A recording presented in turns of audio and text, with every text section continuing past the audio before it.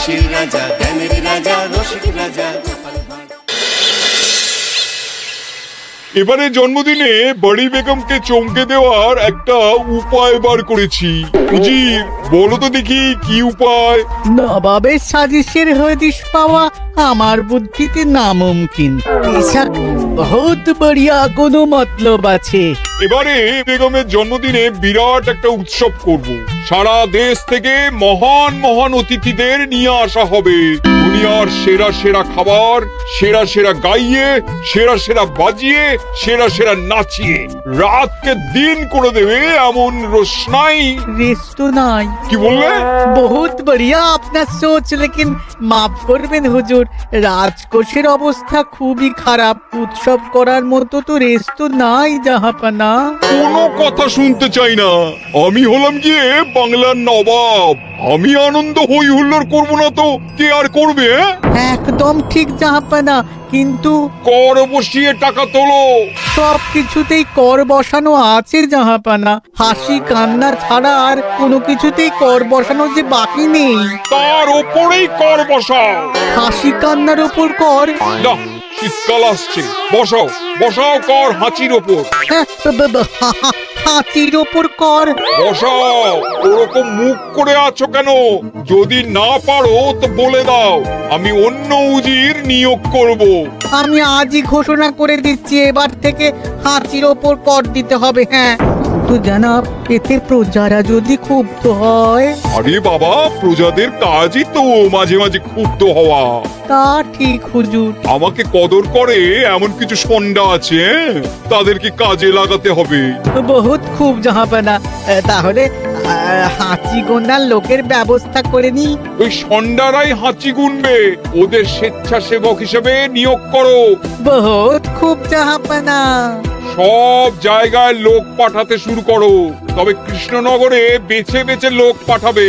আর মনে রেখো, ওখানে গোপাল আছে।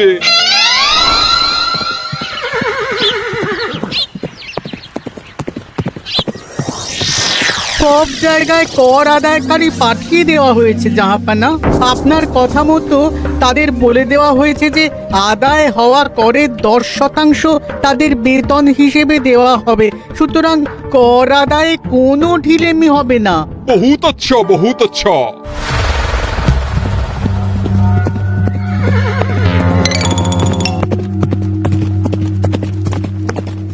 হ্যাঁ, তুমি ঠিক পড়েছো তো মন্ত্রী? হাঁচির উপরে কর? বলেন তো, আর একবার পড়ছি মহারাজ। আসলে এটা নবাবই মশকরা। আমাদের নবাব যে খুবই রসিক মানুষ তা তো আমরা দেখেছি। বারবার কৃষ্ণনগরের সঙ্গে রসিকতা করতে গিয়ে হাঁড়ি ফেটে রস একেবারে মাখামাখি হয়েছে, আর সারা গায়ে পিঁপড়ে ধরেছে। মস্করা নয়, একদম সত্যি কথা।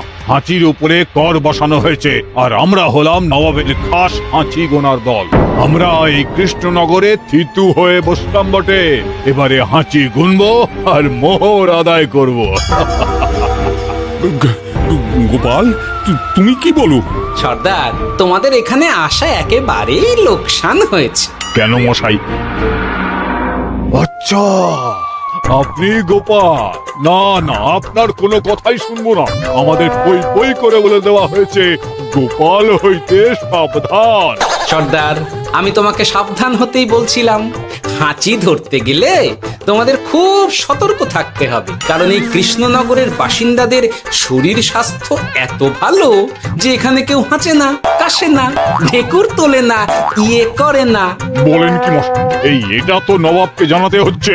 যাও যাও, এক্ষুনি মুর্শিদাবাদে ফিরে গিয়ে নবাবকে জানাও। ওরে, কেউ এদের যাওয়ার ব্যবস্থা করে দে। ওই তো হেঁচেছে। হাঁচি এক, পুরো এক মোহর। হাঁচি দুই, দুই মোহর। আরে, এটা তো হাঁচির বাচ্চা, এটা তো ধরলে চলবে না। কেন? হাঁচি হলেই তো হলো। কি করব সর্দার? লিখবো? দেখ, একবার গুনে যখন ফেলেছি পুরো ছাড়তে পারবো না। আধমোহর লেখ। এটা কাশি, কাশিতে কোনো করের কথা নেই। লেখ লেখ লেখ লেখ লেখ। হাঁচি তিন, পুরো 1 মোহর। হাঁচি হাঁচি 4,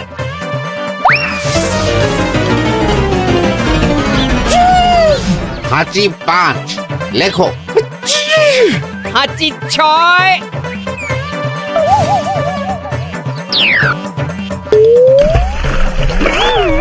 যা যা কি রে, শুনেছিলাম কৃষ্ণনগরের মন্ত্রীটা মাথা মোটা, প্রমাণ হয়ে গেল। জল থেকে উঠবে যখন ঠান্ডা লেগে হাঁচি তো আরো বাড়বে। জলে বুড়বুড়ি উঠছে, বেটা জলের তলায় তলায় হাঁটছে। হাঁচি 7, এখনো তো ফিরলো না, বেলা গড়িয়ে দুপুর হয়ে গেল। ভাববেন না রাজামশাই, আমরা যারা যারা এখানে এসেছি সবাই ধড়িবাজ লোক। মন্ত্রীর হাঁচি নিংড়ে নিয়ে ফিরবে। ছি ছি ছি ছি ছি ছি ছি ছি ছি। কি হলো গোপাল? আমরা কৃষ্ণনগরের প্রবাদ প্রতিম আতিথেয়তার অসম্মান করেছি মহারাজ। কেন, কিভাবে, কখন? এখন মহারাজ, এখন এনারা সেই সুদূর মুর্শিদাবাদ থেকে এসেছেন, আর আমরা এতক্ষণ শুধু অন্য কথাই বলে চলেছি, এনাদের আপ্যায়নের ব্যবস্থা করিনি। তাই তো। মহারাজ, আপনি ব্যস্ত হবেন না। এই কে আছো? শোনো, এদের রাজ অতিথিশালাতে থাকার বিশেষ ব্যবস্থা করো। এদের খাবার যাবে মহারাজের পাকশাল থেকে। এদের সব সুবিধে অসুবিধে দেখার জন্য দাস দাসী নিযুক্ত থাকবে। চলো চলো। আরে দাঁড়াও সর্দার। হ্যাঁ বলুন। তোমাদের তো আবার গোপালের কথা শোনা বারণ। আমার ব্যবস্থায় বোধহয় তোমরা থাকবে না। বাদ দিন তো, আসলে ভয় ছিল আপনার বুদ্ধিকে, আর ভয় নেই। কেমন আগু পিছু বিচার না করেই বলে ফেললেন এখানে কেউ হাঁচে না। বুঝে গেছি, আসলে গোপাল হলো গল্প। চলো চলো, ও বড্ড খিদে পেয়েছে। প্রহরী, এই সর্দারের দলের বাকি লোকগুলো এলে এদেরকেও অতিথিশালায় নিয়ে যেও। হ্যাঁ, আচ্ছা। এ কি গোপাল, এই রক্তচোষাগুলোর জন্য তুমি রাজনিবাস আর রাজভোগের ব্যবস্থা করে দিলে? গোপাল কার পক্ষে মহারাজ? এতক্ষণ গোপালের সব কাজ তো কৃষ্ণনগরের বিপক্ষে গেল। বটেই তো, আমি মনে মনে গণনা করে দেখলাম গোপালের শুল যোগ শুরু হয়েছে। আগামী 1 যুগ ধরে গোপাল যেখানে থাকবে সেখানে রাহুর প্রকোপে দুঃখ দারিদ্র মহামারী একসঙ্গে এসে ধরা পড়বে। মহারাজ, গোপাল কখনো কৃষ্ণনগরের খারাপ ভাবেনি। সে যখন ওই রক্তচোষাদের রাজভোগে রাখার ব্যবস্থা করেছে, তখন বুঝতে হবে এর মধ্যে একটা ঘোরতর পেঁচ আছে। গোপালই তাহলে বলুক, কি পেঁচ? মহারাজ, মানুষ বিলাসের সুযোগ পেলে কাজ ভুলে বিলাসেই ডুবে থাকে। কত সম্রাট মহাসম্রাট বিলাসিতায় ডুবে কত সাম্রাজ্য মহাসাম্রাজ্য ভেঙে টুকরো করেছে। এরা তো নবাবের পাঠানো কিছু মূর্খ বালক মাত্র মহারাজ। এদের রাজভোগে ডুবিয়ে দিলে হাঁচির কথা কি এদের মনে থাকবে?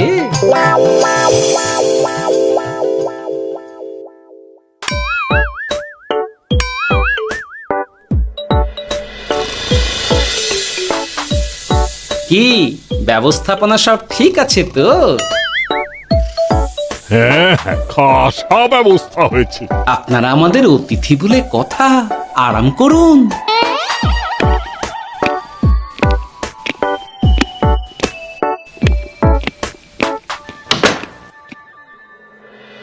বিজ্ঞানী, তোমার এই দুমুখ আয়না আবিষ্কার তোমার জীবনের সেরা কাজ। একদিক দিয়ে আয়না, অন্য দিক দিয়ে কাঁচ। কেউ জানতেই পারবে না যে তার উপর নজর রাখা হচ্ছে। অনবদ্য অনবদ্য। মহারাজের জয় হোক। কিন্তু মহারাজ, এই কৃতিত্বের মূল ভাগীদার আমাদের মন্ত্রী। তাই নাকি? হ্যাঁ মহারাজ, মন্ত্রীর দুমুখ কাজকর্ম দেখেই দুমুখ আয়নার কথা আমার মাথায় আসে। মুখ সামলে কথা বলো বিজ্ঞানী। ওরা শুনতে পাচ্ছে। যা চেঁচালেন 20 ইঞ্চির দেওয়াল ভেদ করে ওদিকে চলে যাবে কথা। এই কে যেন কাকে মুখ সামলে কথা বলতে বললো? ওই ওই বাইরে কেউ বলেছে। এই তোমরা সবাই শোনো, অতিথিদের যেন আদর যত্নের ত্রুটি না হয়। আমি আর যাই, কাল সকালে আসবো, কেমন? গোপালকে নিয়ে নবাব আর উজির যেমন ভয় দেখিয়ে দিয়েছিল, গোপাল কিন্তু সেরকম নয়। এই তোরা কি বলিস? না না না না না না, গোপাল একটু ওই হাবা গোবা আছে দাদা। দেখো দেখি কেমন বুক পেতে দিয়েছে, এবার ওদেরই বুকে বসে ওদেরই দাড়ি ওপড়াবো। গোপালের জবাব নেই, ঠিক সামলে দিল। মহারাজ, এই প্যাঁচটা আমার মাথাতেই এসেছিল, কিন্তু ওই যে নাকে মাছি ঢুকে গিয়েই সব বরবাদ হয়ে গেল। মহারাজ, এই পরিকল্পনা যদি মন্ত্রীর মাথাতে আগে এসে থাকে, তাহলে এদের মন্ত্রী আমার চেয়ে ভালো করে সামলাতে পারবেন মহারাজ। বটেই তো, এই দায়িত্ব আমি নিলাম মহারাজ।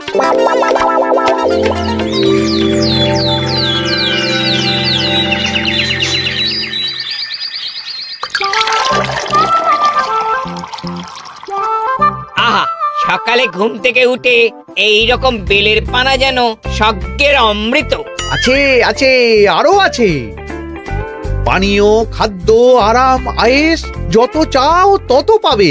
এ কি, আপনি গোপাল কোথায়? মহারাজ বিবেচনা করে দেখেছেন যে মহামান্য অতিথিদের পরিচর্যার ভার গোপালের মতো একজন ভাঁড়ের পক্ষে বহন করা সম্ভব নয়, তাই এই দায়িত্ব আমাকে দেওয়া হয়েছে। কিন্তু কোনো কিন্তু নেই সর্দার, আমি যে খানা পিনা নাচা গানা আমোদ আহ্লাদের ব্যবস্থা করেছি দেখে তুমি চমকে যাবে। দেখা নয় বিজ্ঞানী, এবার শুধু কাজের সময়। কাল মন্ত্রীর উপর ওদের ভার ছেড়ে দিয়ে কৃষ্ণনগরের যে সর্বনাশটি করেছো, কোনো কাজ করে আর সেটিকে সামলানো যাবে না। হ্যাঁ, আহা, তোমার দেখছি মন্ত্রীর উপরে একটুও আস্থা নেই। ঠিক কি প্যাচ করছো বলো তো? প্যাচের কথা পরে হবে, তোমাকে যত তাড়াতাড়ি সম্ভব হাঁচির ওষুধ আবিষ্কার করতে হবে। হাঁচির ওষুধ? হ্যাঁ, হাঁচির ওষুধ। ওভাবে দেখছো কি বন্ধু? তোমাদের কাজের সব দায়িত্ব এখন আমার কাঁধে। তোমরা আমোদ করবে আর আমি কর আদায় করে তোমার হাতে এনে তুলে দেব। সর্দার, এর মধ্যে একটা চাল আছে মনে হচ্ছে। কি আর আমি বুঝিনি। এখন কি করবে? বিশ্বাস করে আদায় উসুলের ভার এর উপরে ছেড়ে দেবে? পাগল নাকি? মন্ত্রী মশাই, বলো বন্ধু। বলছিলাম আর দেরিতে কাজ কি?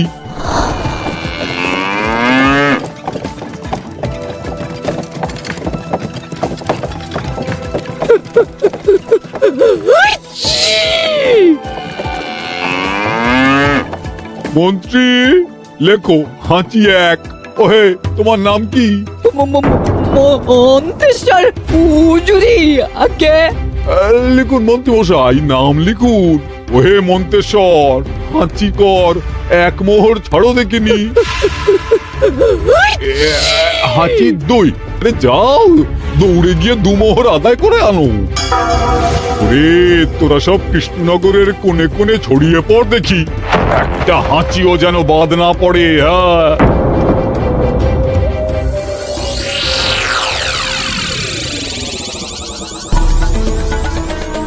এটা হুজুরে আলাক বর্ধমান, খাম্বাস এবং কৃষ্ণনগর থেকে। চমৎকার চমৎকার। তাহলে গোপাল কিছু করতে পারেনি, আমাদের যুব শক্তি কৃষ্ণনগরকে পুরো নিংড়ে নিয়ে আসছে। মহারাজ কৃষ্ণচন্দ্রের একটা আবেদন আছে জানাব। এই হাঁচি করের 30% যদি ওই রাজ্যকে দেওয়া যায়, তাহলে আদায় উসুল আরো ভালো হবে। ওরা বলেছে যে আপনি যদি 30% দেন, তাহলে কর আদায় একেবারে জান লড়িয়ে দেবে। মঞ্জুর মঞ্জুর। আর একটা আর্জি আছে হুজুর, কৃষ্ণচন্দ্র কদিন বাদে নবাবকে কৃষ্ণনগরে আমন্ত্রণ জানিয়েছে। কেন? কৃষ্ণনগরের নবাব এবং তার উন্নয়ন উপলক্ষে এক মহোৎসব হবে। সেই সঙ্গে শহরে থাকা ইংরেজদের কাছেও নবাবের সৈন্য বলের এবং নবাব ও কৃষ্ণনগরের মধ্যে পারস্পরিক ভ্রাতৃত্বের সম্পর্কের বার্তাও পৌঁছে দেয়া যাবে। নবাবের অধীনস্থ রাজারা নবাবের শত্রু, এই রকম একটা ধারণা থেকে ইংরেজরা ইদানিং বেপরোয়া হয়ে উঠেছে, তাতে লাগাম উঠবে। বহুত খুব, মঞ্জুর মঞ্জুর মঞ্জুর।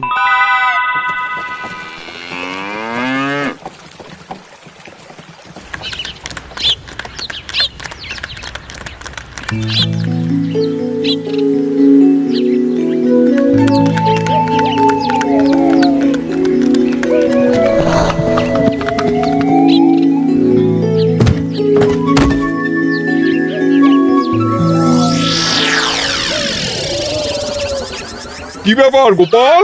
জাহাপনা, বলুন কি খিদমত করব? আমি যা বলবো তাই করবে। অবশ্যই জাহাপনা। क्या बात উজির, তুমি সাক্ষী, মহারাজ কৃষ্ণচন্দ্র আপনিও সাক্ষী। গোপাল আমাকে কথা দিয়েছে আমি যা চাইবো তাই করবে। গোপাল, তুমি আমার সঙ্গে মুর্শিদাবাদ যাবে। এখন থেকে আমার দরবারের বিদূষক হিসেবে থাকবে, কেমন?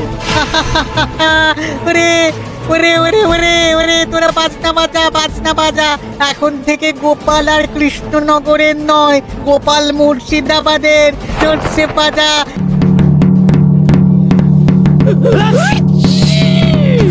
কি হলো? হুজুর, মনে হচ্ছে আপনার সৈন্যদল হাঁটছে। হ্যাঁ? হুজুর, হাঁচিগড়ের বন্যা, সব সৈন্য 10-12টা করে হেঁচে ফেলেছে। মানে প্রচুর মোহর হয়ে গেছে আর বাড়ছে বাড়ছে। আমার হাঁচি গোনার দল একটা হাঁচিও বাদ দেবে না।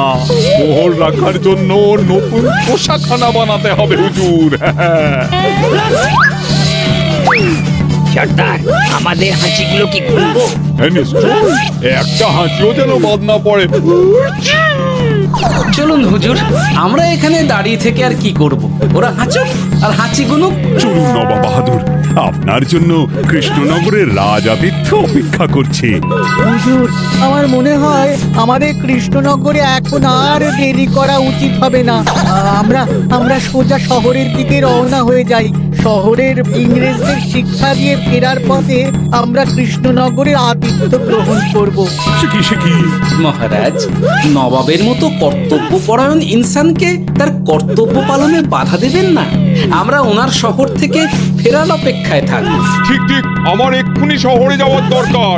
ইংরেজরা সব নিয়ম কানুন ভেঙে চুরে যা ইচ্ছে তাই করতে আরম্ভ করেছে। বুঝি, সৈন্যদের ডাক দাও, চলো রওনা হই। কিন্তু জাহাপনা, আপনার সৈন্যদের থেকে পাওনা মোহরগুলো এতক্ষণে যা হেঁচেছে, লাখখানেক মোহর তো হয়েই গেছে। ওটা আমরা নিজেদের মধ্যে বুঝে নেব। কিন্তু ওই করের 30% যে কৃষ্ণনগরের পাওনা। পেয়ে যাবে। শহর থেকে ফিরি। আরেকটা কথা, হাঁচিকর ব্যবস্থা এখন থেকে উঠে গেল।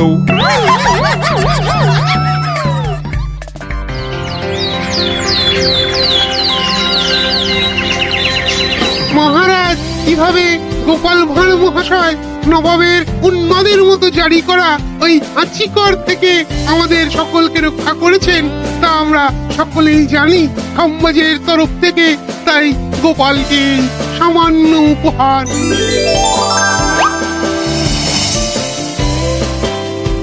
ওহ গোপাল, সত্যি তোমার জবাব নেই। কিছুই হতো না যদি না বিজ্ঞানী ওই হাঁচি চূর্ণ আবিষ্কার করত। এই উপহারের অর্ধেক কিন্তু বিজ্ঞানী। সবই তো বুঝলাম, নবাবকে সৈন্য সহ নিমন্ত্রণ থেকে সৈন্যদলকে হাঁচি চূর্ণ মাখানো চাঁদোয়ার তলায় ঢোকানো পর্যন্ত। কিন্তু চাঁদোয়া থেকে হাঁচি চূর্ণ ঝরে পড়লো কি করে, সেটাই তো বুঝলাম না। এটা তুমি বলো বিজ্ঞানী। শব্দে বাতাসে কম্পন তৈরি হয়। গোপালের হাততালিতে আমার ঘরের শাড়ি থেকে হাঁচির জন্য ঝরে পড়েছিল। এখানে চাঁদোয়া থেকে ঝরে পড়েছিল বাজনার শব্দে। কি ব্যাপার বিজ্ঞানী, তুমি এখন ছেলে খেলা করছো? হাঁচির ওষুধ হয়ে গেছে। হয়ে গেছে? মূল উপাদান তামাক, গোলমরিচ আর আলকুশির গুঁড়ো। কাজ হবে? হাততালি দাও। হাইস! কাজ হলো। ব্যাপারটা কি হলো? ওই শাড়িটাতে হাঁচি চূর্ণ মাখানো আছে, তোমার হাততালির শব্দের কম্পনে ঝরে ঝরে পড়েছে। একবার নাকের কাছে এলে পিঁপড়ে থেকে পিশাচ, হাঁচতেই হবে, হাঁচতে হবেই হবে। নবাব যদি বাজনা বাজাতে না বলতো। আমাদের বাজনদাররা তৈরি ছিল মহারাজ। যাক, সবই ভালোই ভালোই মিটে গেল। যার শেষ ভালো তার সব ভালো। ব্যাস, এখন শুধু একটাই কাজ বাকি। নবাবের কাছ থেকে করে 30% বাবদ পাওনা মোহর মুর্শিদাবাদে গিয়ে নবাবের কাছ থেকে তুমি নিয়ে আসবে। আচ্ছা মহারাজ। হাসির রাজা জ্ঞানের রাজা রসিক রাজা